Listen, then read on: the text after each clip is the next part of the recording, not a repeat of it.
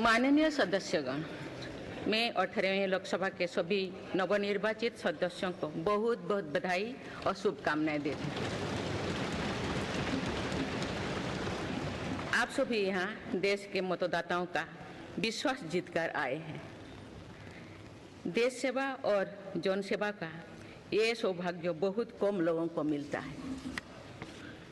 मुझे पूरा विश्वास है आप राष्ट्र प्रथम की भावना के साथ अपना दायित्व निभाएंगे, 140 करोड़ देशवासियों की आकांक्षाओं की पूर्ति का माध्यम बनेंगे। मैं श्री ओम बिरला जी को लोकसभा के अध्यक्ष की गौरवपूर्ण भूमिका के निर्वहन के लिए शुभकामनाएं देती हूँ। उनके पास सार्वजनिक जीवन का बहुत व्यापक अनुभव है। मुझे विश्वास है कि वे लोकतांत्रिक परंपराओं को अपने कौशल से नई ऊंचाई से देने में सफल होंगे।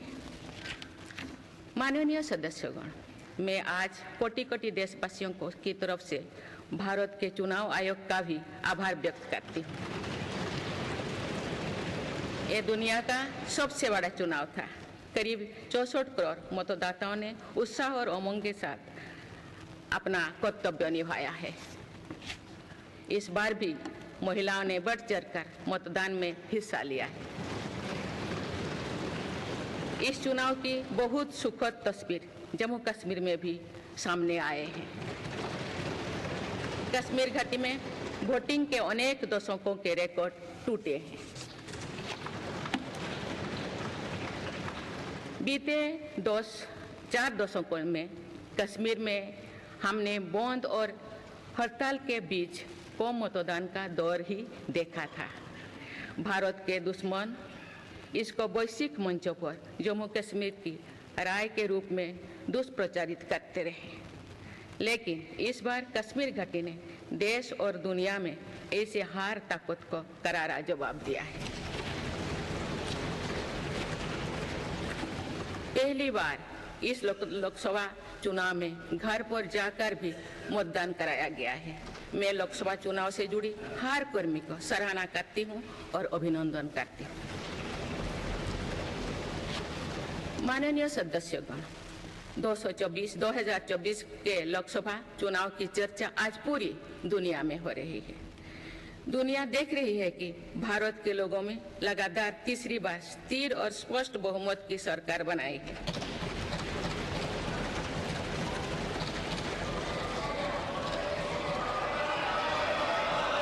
छह दशक बाद ऐसा हुआ है। 6 दशक बाद ऐसा हुआ है। ऐसा समय में जो भारत के लोगों की आकांक्षाएं सर्वोच्च स्तर पर है, लोगों ने मेरी सरकार पर लगातार तीसरी बार भरोसा जताया है।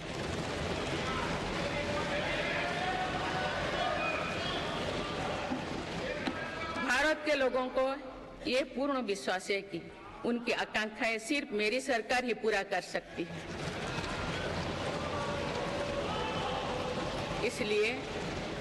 इसलिए 2024 का ये चुनाव नीति, नियत, निष्ठा और निर्णयों पर विश्वास का चुनाव रहा है।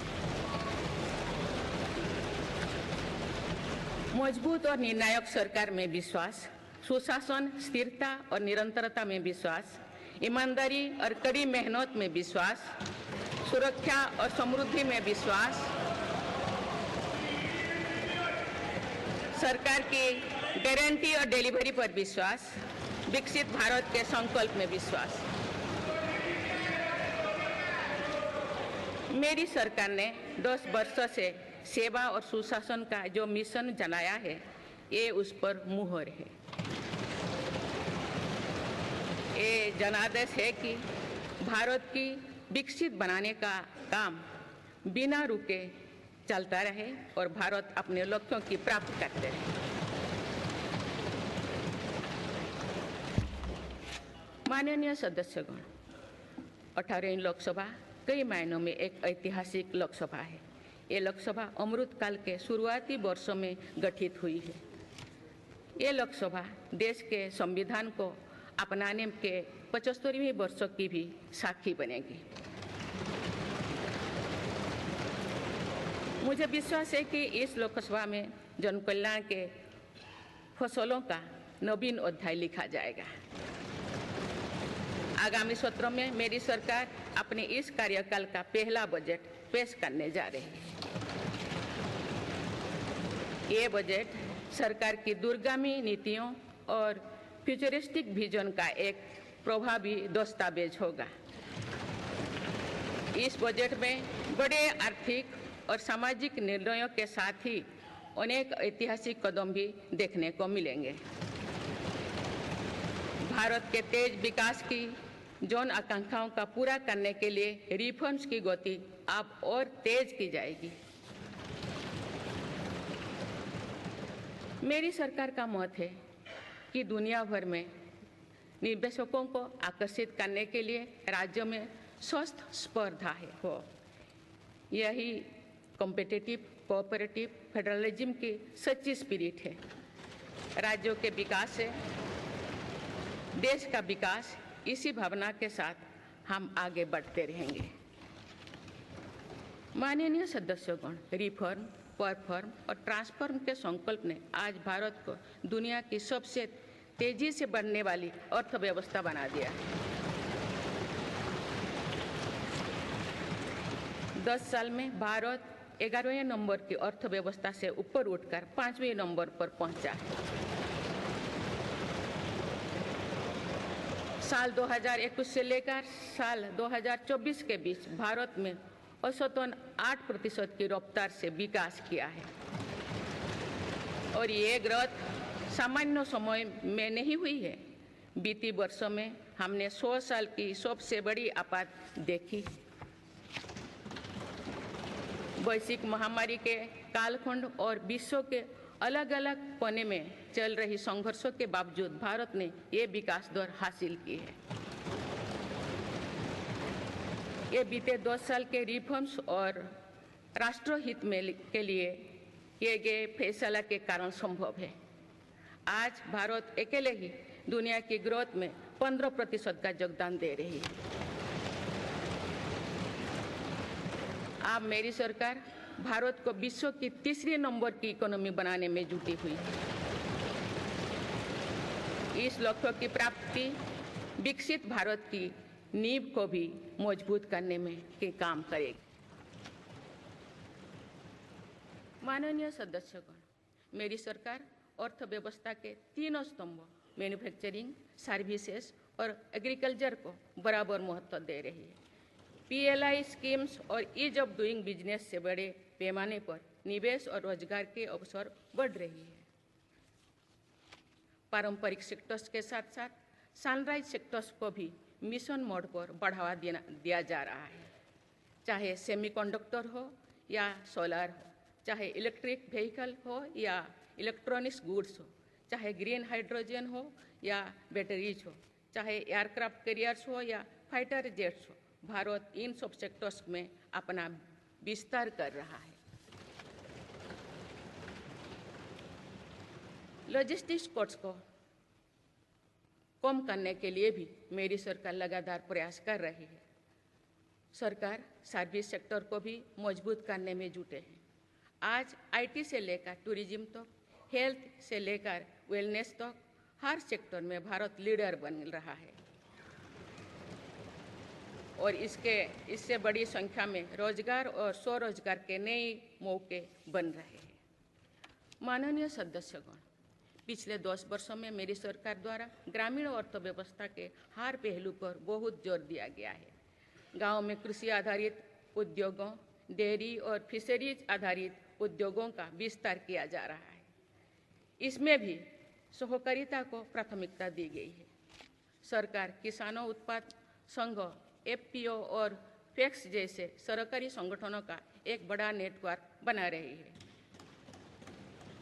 छोटे किसानों की बड़ी समस्या भंडारण से जुड़े होती है, इसलिए मेरी सरकार ने सहकारिता क्षेत्र में दुनिया की सबसे बड़ी भंडारण योजना पर काम शुरू कर चुकी है। किसान अपने छोटे खर्चे पूरे करने के लिए इसके लिए PM किसान सम्मान निधि के तहत उन्हें 3,20,000 करोड़ रुपये से ज़्यादा राशि दे सकती है। मेरी सरकार के नए कार्यकाल के शुरुआत दिनों से ही किसानों को 20,000 करोड़ रुपया से अधिक की राशि ट्रांसफर की जा चुकी है। सरकार ने खरीफ फसलों के लिए एमएसपी में भी रिकॉर्ड वृद्धि की है। माननीय सदस्यगण, आज का भारत अपनी वर्तमान जरूरतों को ध्यान में रखते हुए अपनी कृषि व्यवस्था में बदलाव कर रहा है। हम ज़्यादा से ज़्यादा आत्मनिर्भर हो और ज़्यादा से ज़्यादा निर्यात से किसानों की आमदनी बढ़े, इस सोच के साथ नीतियाँ बनाई गई है, निर्णय लिए गए हैं। जैसे भारत दलहन और तिलहन में दूसरे देशों पर निर्भरता कम करने के लिए देश के किसानों को हर संभव मदद दे रहे हैं। ग्लोबल मार्केट में किस तरह के फूड प्रोडक्ट की डिमांड ज़्यादा है, इसके आधार पर नई रणनीति बनाई जा रही है। आजकल ऑर्गेनिक उत्पादों को लेकर दुनिया में डिमांड तेजी से बढ़ रही है। भारत के किसानों के पास इस डिमांड को पूरा करने के पूरा भरपूर क्षमता है। इसलिए सरकार प्राकृतिक खेती और इससे जुड़ी उत्पादों की सप्लाई चेन को सशक्त कर रही है। ऐसे प्रयासों से किसानों का खेती पर होने वाला खर्च भी कम होगा और उनकी आय भी और बढ़ेगी। माननीय सदस्यगण, आज का भारत दुनिया की चुनौतियां बढ़ाने के लिए नहीं, बल्कि दुनिया को समाधान देने के लिए माना जाता है। विश्व बंधु के तौर पर भारत ने अनेक वैश्विक समस्याओं के समाधान को लेकर पहल की है।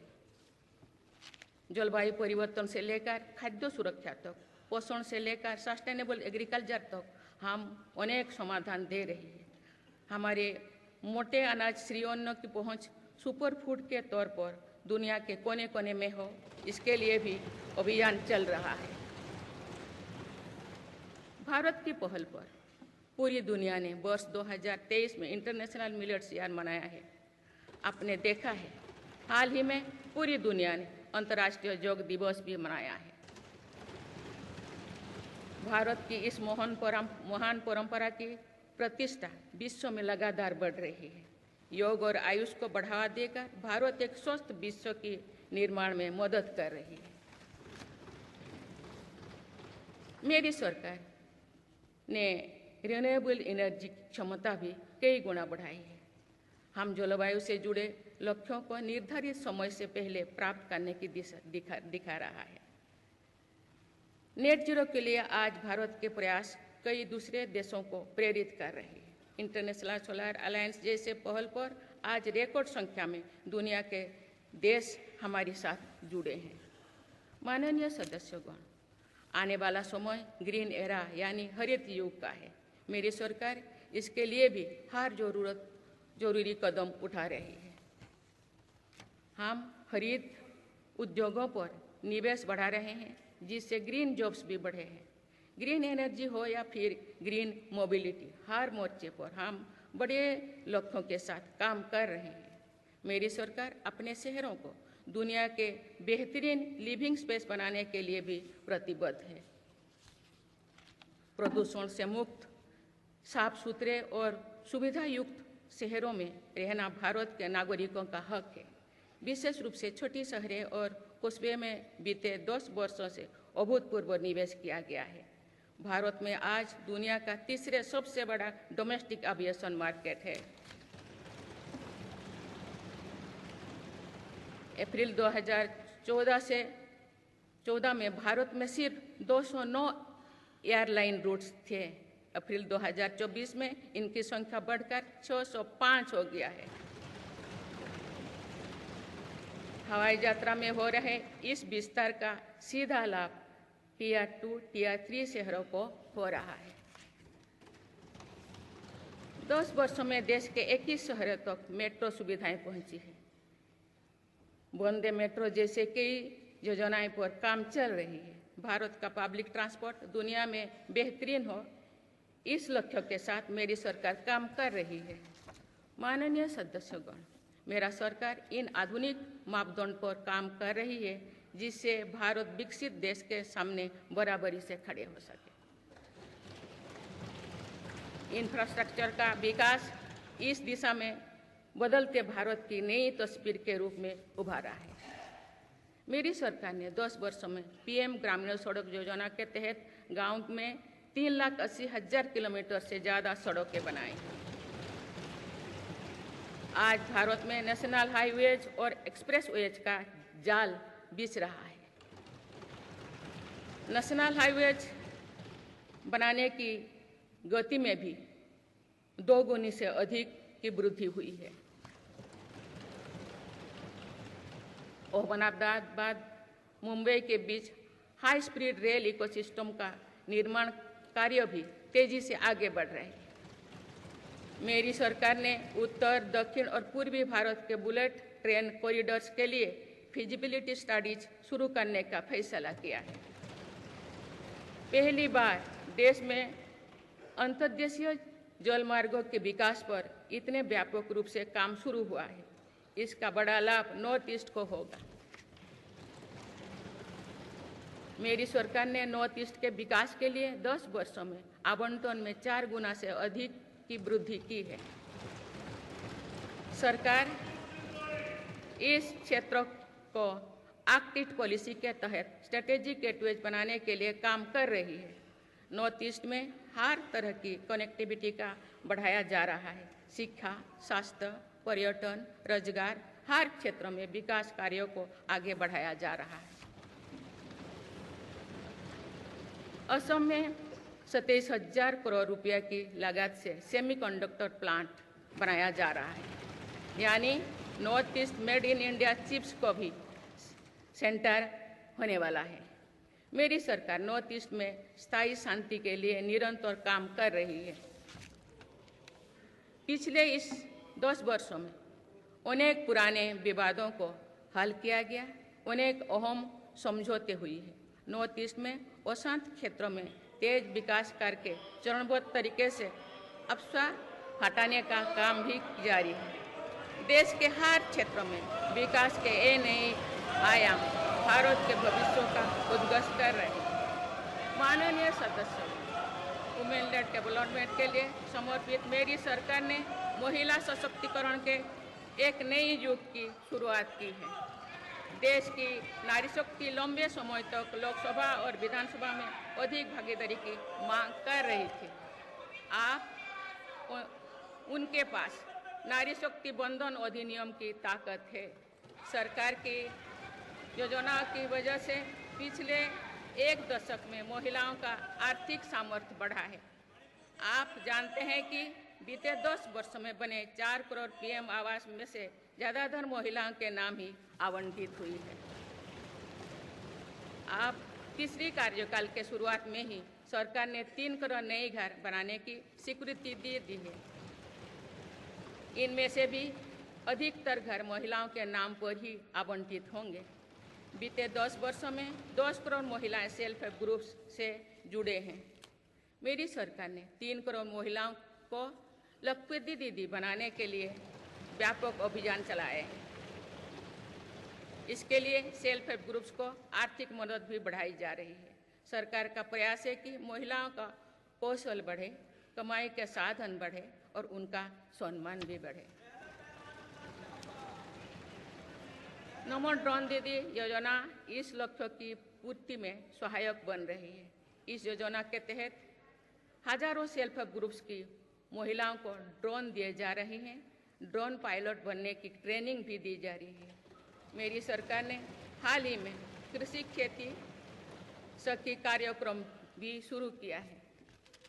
इसके तहत अभी तक सेल्फ हेल्प ग्रुप्स की 30,000 महिलाओं को कृषि सखी के रूप में प्रमाण पत्र दिए गए हैं। कृषि सखियों को आधुनिक खेती की तकनीक में प्रशिक्षण किया जा रहा है ताकि वे कृषि को और आधुनिक बनाने में किसानों की मदद कर सकें।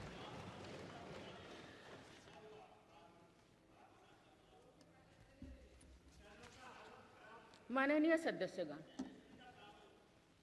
मेरी सरकार का ये भी प्रयास है कि महिलाएं अधिक से अधिक बचत कर सकें।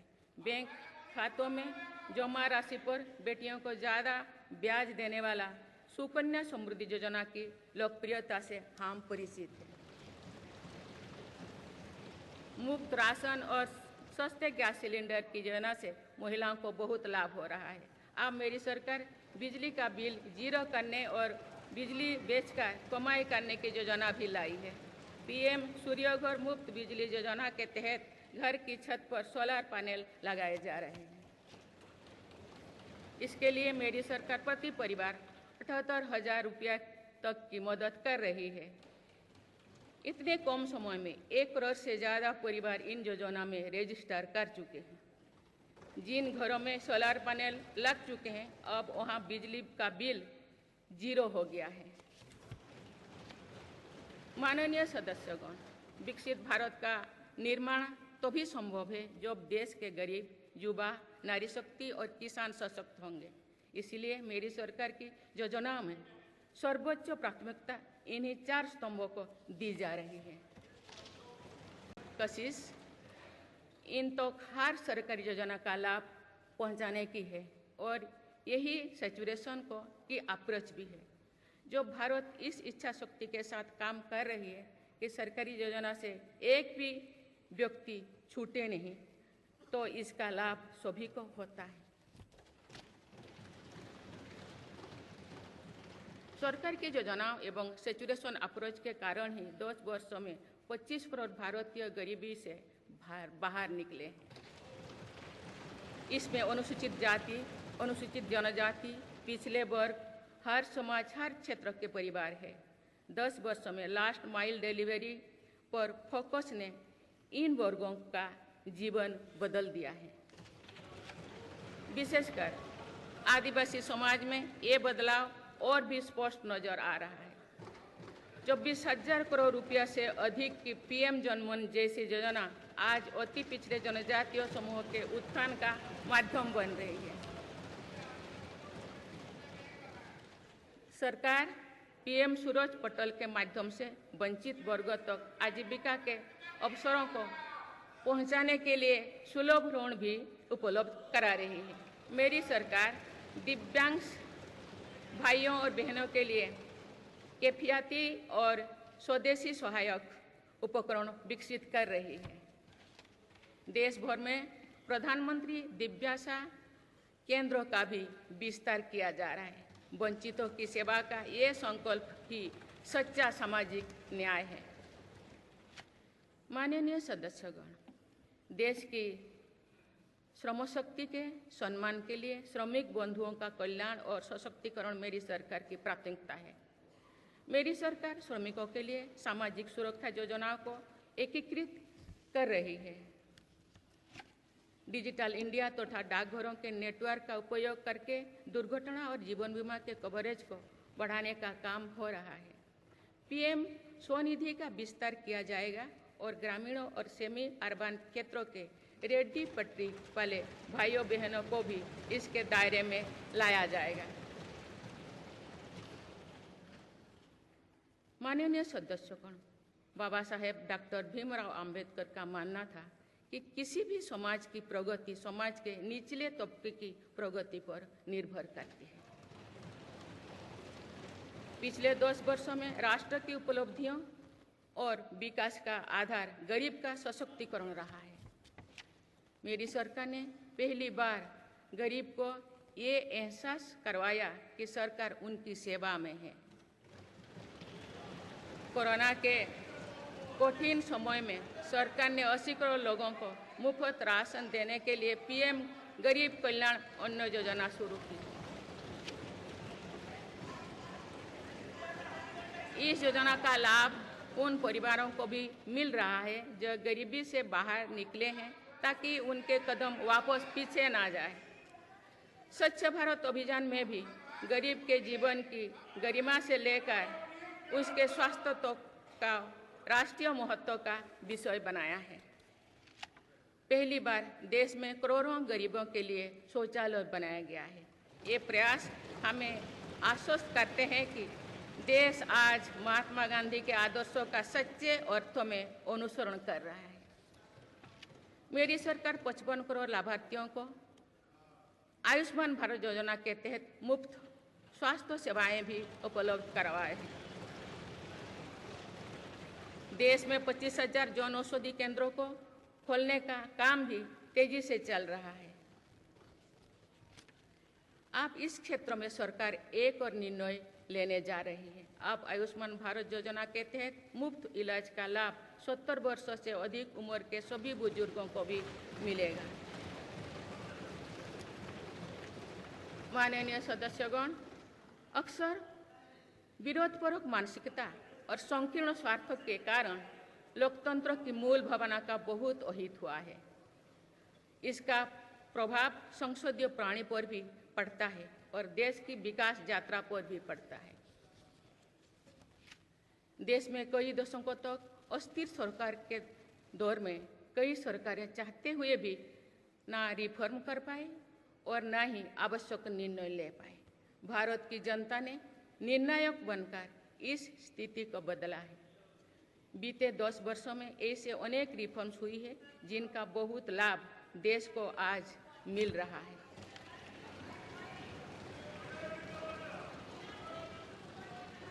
जब ये रिफॉर्म्स किए जा रहे थे तो भी इनका विरोध किया गया था।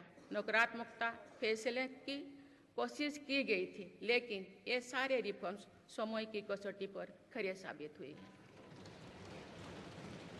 2 साल पहले भारत के बैंकिंग सेक्टर को डूबने से बचाने के लिए सरकार ने बैंकिंग रिफॉर्म्स किए, आईबीसी जैसी कानून बनाए।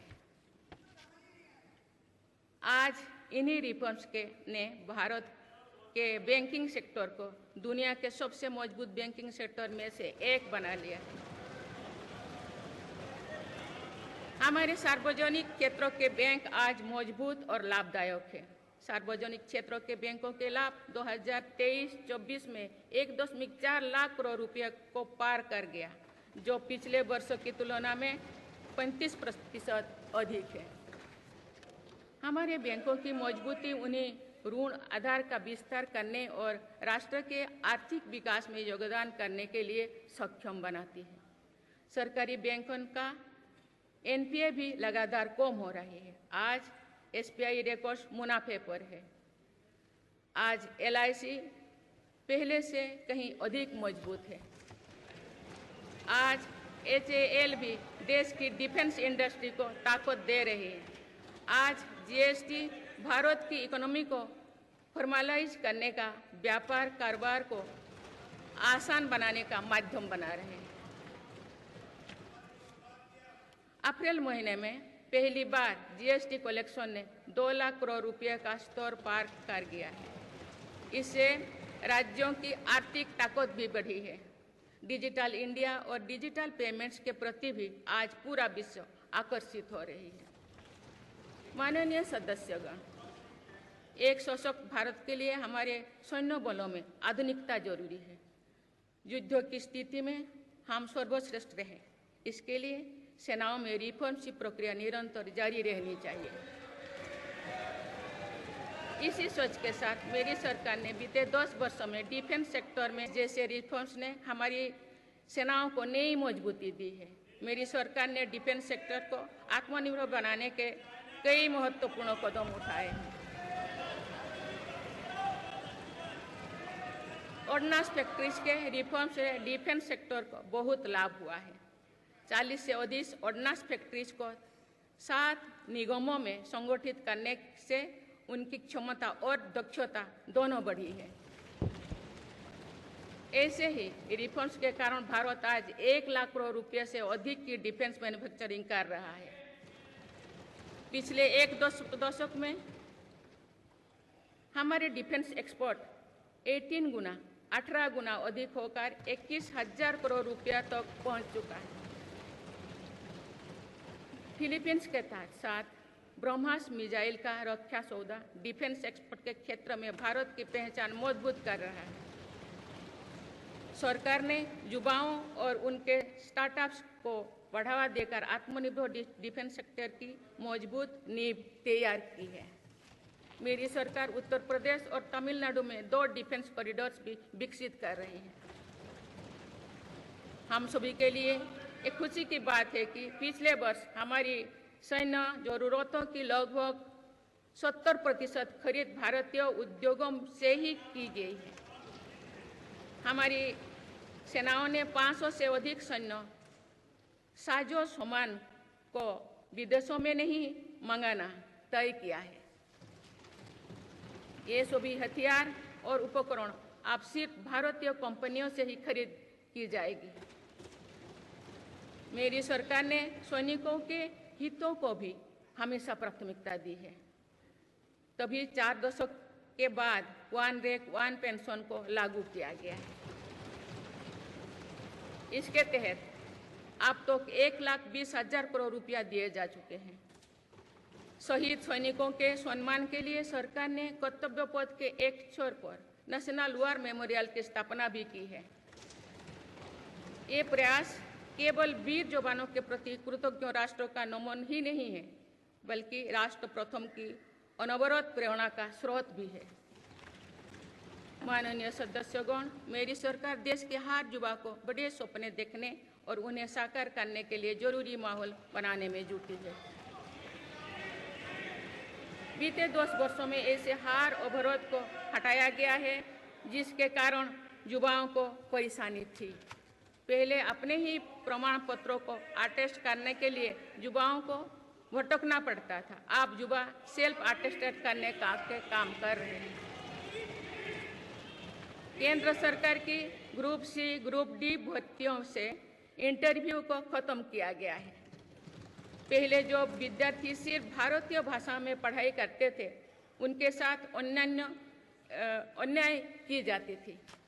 मेरी सरकार ने नई राष्ट्रीय शिक्षा नीति लागू कर इस अन्याय को दूर करने के लिए कदम उठाए हैं। युवाओं को अब भारतीय भाषा में इंजीनियरिंग की पढ़ाई का विकल्प भी मिला है। विगत 10 वर्ष में देश में 7 नई IIT, 16 IIIT, 7 IIM, 15 नए एम्स, 315 मेडिकल कॉलेज और 390 विश्वविद्यालय स्थापित किया गया है। मेरी सरकार इन संस्थानों को और मजबूत बनाकर आवश्यकता के अनुसार इनकी संस्था को भी बढ़ाएंगे। सरकार एक डिजिटल विश्वविद्यालय बनाने की दिशा में भी काम कर रही है। अटल टिंकरिंग लैब्स, स्टार्टअप इंडिया और स्टैंडअप इंडिया जैसे अभियान हमारे युवाओं का सामर्थ्य बढ़ा रहे हैं। इन्हीं प्रयासों से आज भारत दुनिया का तीसरा सबसे बड़ा स्टार्टअप इकोसिस्टम बन चुका है। माननीय सदस्यगण, सरकार का ये निरंतर प्रयास है कि देश के युवाओं को अपनी प्रतिभा दिखाने का उचित अवसर मिले। सरकारी भर्ती हो या फिर परीक्षाएं, सुनिए, परीक्षाएं किसी भी कारण से इनमें रुकावट आए, ये उचित नहीं है। इनमें शुचिता और पारदर्शिता बहुत जरूरी है। हाल ही में कुछ परीक्षाओं में हुई पेपर लीक की घटनाओं की निष्पक्ष जांच और दोषियों को कड़ी से कड़ी सजा दिलवाने के लिए मेरी सरकार प्रतिबद्ध है। इससे पहले भी हमने देखा है कि कई राज्यों में पेपर लीक की घटनाएं होती रही है। इस पर दलीय राजनीति से ऊपर उठकर देशव्यापी ठोस उपाय करने की जरूरत है। संसद ने भी परीक्षा में होने वाली गड़बड़ियों के विरुद्ध एक सख्त कानून बनाया है। मेरी सरकार परीक्षाओं से जुड़ी संस्थाओं, उनके कामकाज के तरीके, परीक्षा प्रक्रिया सभी में बड़ी सुधार करने की दिशा में काम कर रही है। माननीय सदस्यगण, मेरी सरकार ने युवाओं की राष्ट्र निर्माण में भागीदारी और बढ़ाने के लिए मेरा युवा भारत माय भारत अभियान की शुरुआत भी की है। इसमें अब तक 1.5 करोड़ से अधिक युवाओं का पंजीकरण हो चुका है। इस पहल से युवाओं में नेतृत्व कौशल और सेवा भावना का बीजारोपण होगा। आज हमारे युवाओं को खेलों में भी आगे बढ़ने के नए अवसर मिल रहे हैं। मेरी सरकार के प्रभावी प्रयासों का परिणाम है कि भारत के युवा खिलाड़ी वैश्विक मंचों पर रिकॉर्ड संख्या में मेडल्स जीत रहे हैं। कुछ ही दिनों बाद पेरिस ओलंपिक्स में भी शुरू होने वाले जा रहे हैं। ओलंपिक्स में देश का प्रतिनिधित्व करने वाले हर खिलाड़ी पर हमें गर्व है। मैं उन्हें अपनी शुभकामनाएं देती हूँ। इन उपलब्धियों को और आगे ले जाने के लिए भारतीय ओलंपिक संघ 2036 ओलंपिक्स खेलों की मेजबानी की तैयारी भी कर रही है। माननीय सदस्यगण, जुलाई की पहली तारीख से देश में भारतीय न्याय संहिता भी लागू हो जाएगी।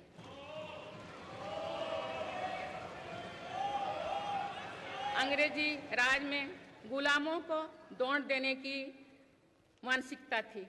दुर्भाग्य से आज़ादी के अनेक दशकों तक गुलामी के दौर की यही दंड व्यवस्था चलती रही।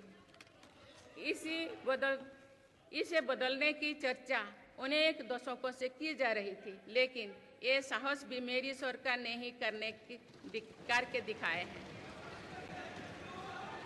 अब दंड के जगह न्याय को प्राथमिकता होगी, जो हमारे संविधान की भी भावना है।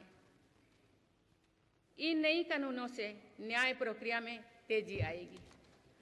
आज जो विदेश अलग अलग क्षेत्रों में गुलामी की मानसिकता से मुक्त पा रहे हैं, तो ये उस दिशा में बहुत बड़ा कदम है और ये हमारे स्वतंत्रता सेनानियों की सच्ची श्रद्धांजलि भी है। मेरा सरकार ने सीएए कानून के तहत शरणार्थियों को नागरिकता देना शुरू कर दिया है। इससे बंटवारे से पीड़ित अनेक परिवारों के लिए सम्मान का जीवन जीना तय हुआ है। जिन परिवारों को सीएए के तहत नागरिकता मिली है, मैं उनके बेहतर भविष्य की कामना करती हूँ।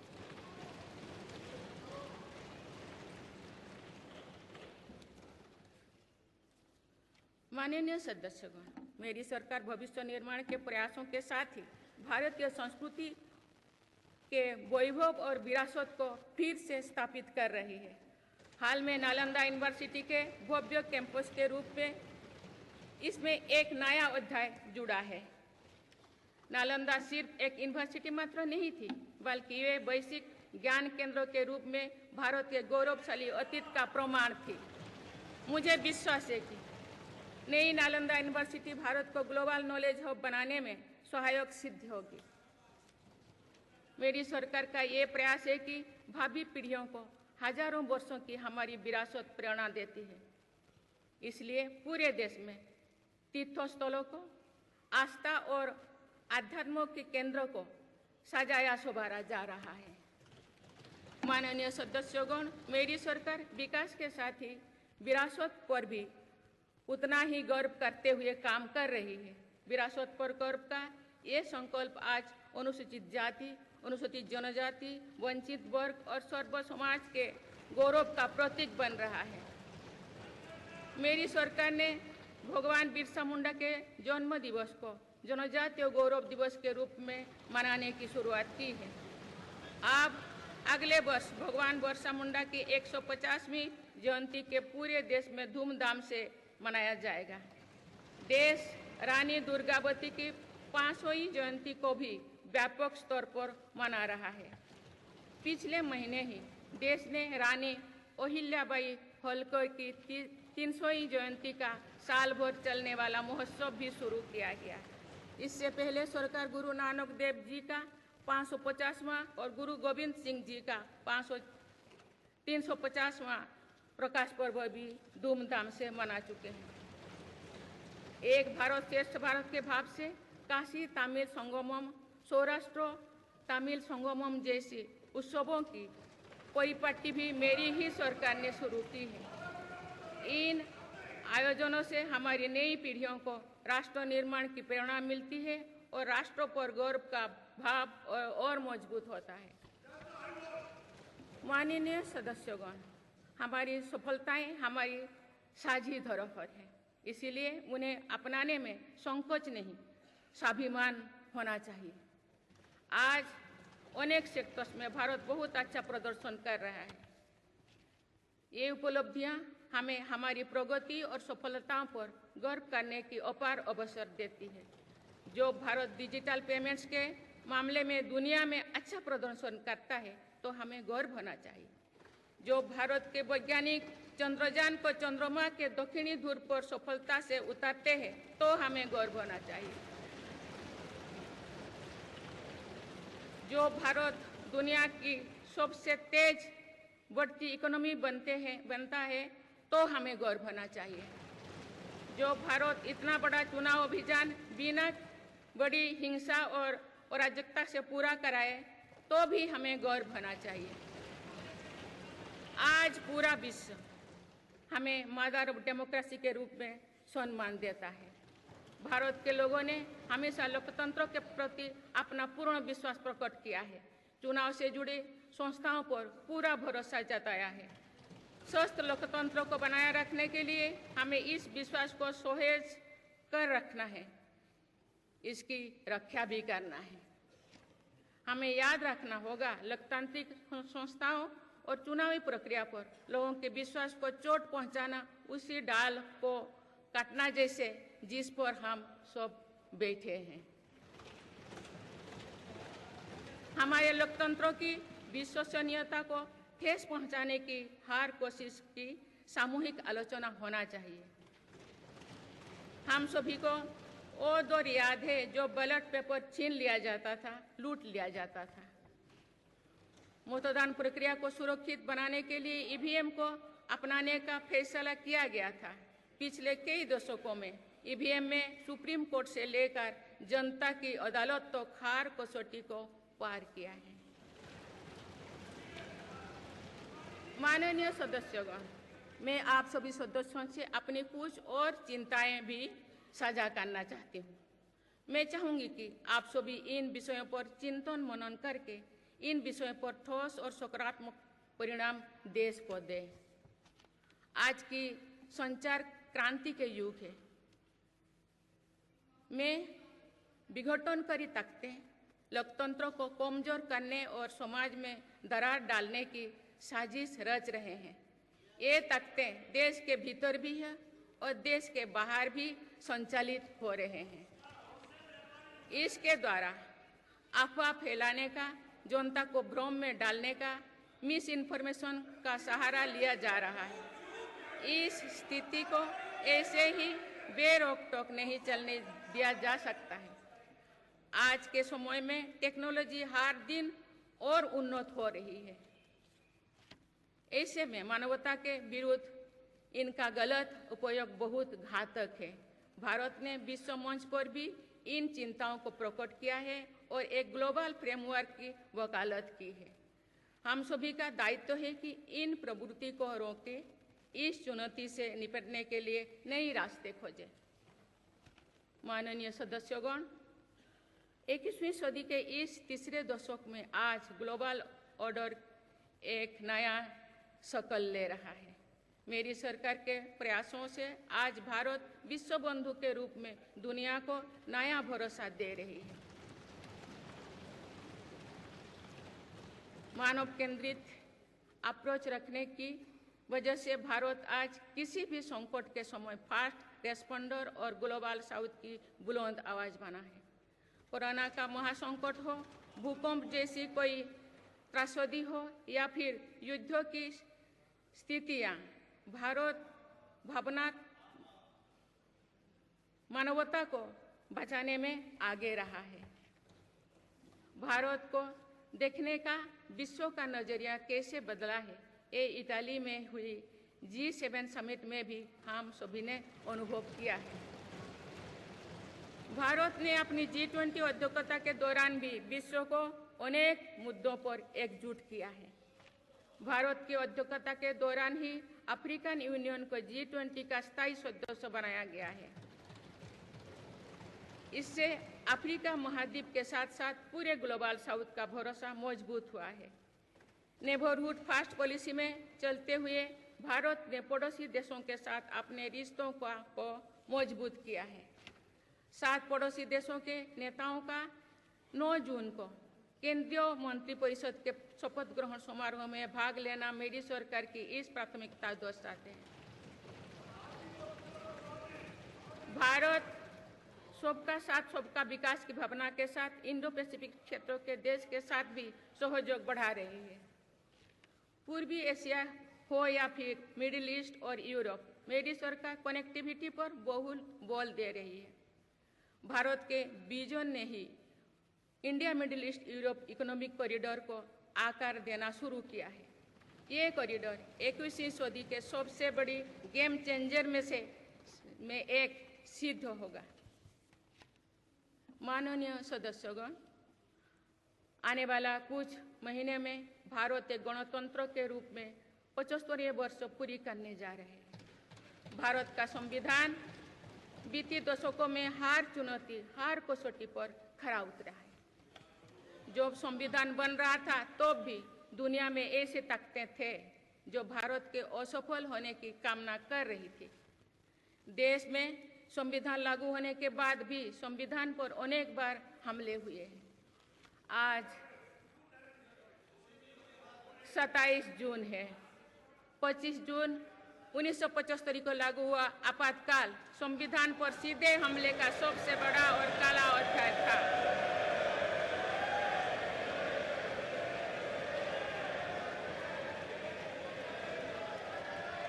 तो पूरे देश में हाहाकार मच गया था, लेकिन ऐसी असंवैधानिक ताकतों पर देश ने विजय प्राप्त करके दिखाया, क्योंकि भारत के मूल में गणतंत्र की परंपराएं रही है।